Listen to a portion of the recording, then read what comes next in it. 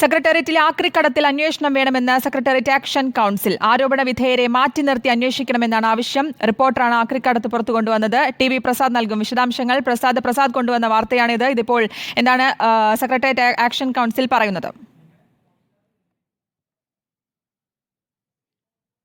ശ്രുതി, secretariat action കൗൺസിലാണ് അല്പസമയം മുമ്പ് വാർത്താക്കുറിപ്പ് പുറത്തിറക്കിയത്. വാർത്താക്കുറിപ്പിൽ പറയുന്നത് ആക്രിക്കടത്ത് ഏറെ ഗൗരവമുള്ളതാണ്. ഒരു താൽക്കാലിക ജീവനക്കാരൻ മാത്രം വിചാരിച്ചാൽ ഇങ്ങനെയൊരു ആക്രി കടത്താൻ കഴിയുകയില്ല.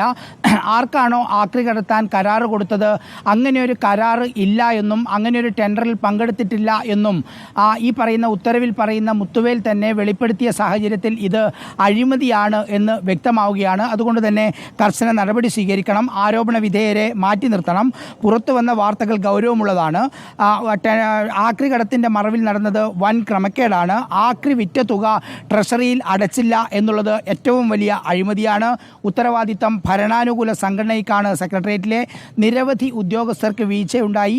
8 വർഷത്തെ ആക്രി നീക്കം സ്വതന്ത്രമായി അന്വേഷിക്കണമെന്നും കുറ്റക്കാർക്കെതിരെ കർശന നടപടിയെടുക്കണമെന്നുമാണ് ആക്ഷൻ കൗൺസിൽ ആവശ്യപ്പെട്ടിരിക്കുന്നത്. മാത്രമല്ല, ഇതോടൊപ്പം തന്നെ അവിടുത്തെ സെക്രട്ടേറിയറ്റിൽ ആക്രിക്കടത്തിൽ അന്വേഷണം വേണമെന്ന് ആവശ്യപ്പെട്ടിരിക്കുകയാണ് സെക്രട്ടേറിയറ്റ് ആക്ഷൻ കൗൺസിൽ. ടി.വി. പ്രസാദാണ് വിശദാംശങ്ങൾ നൽകിയത്.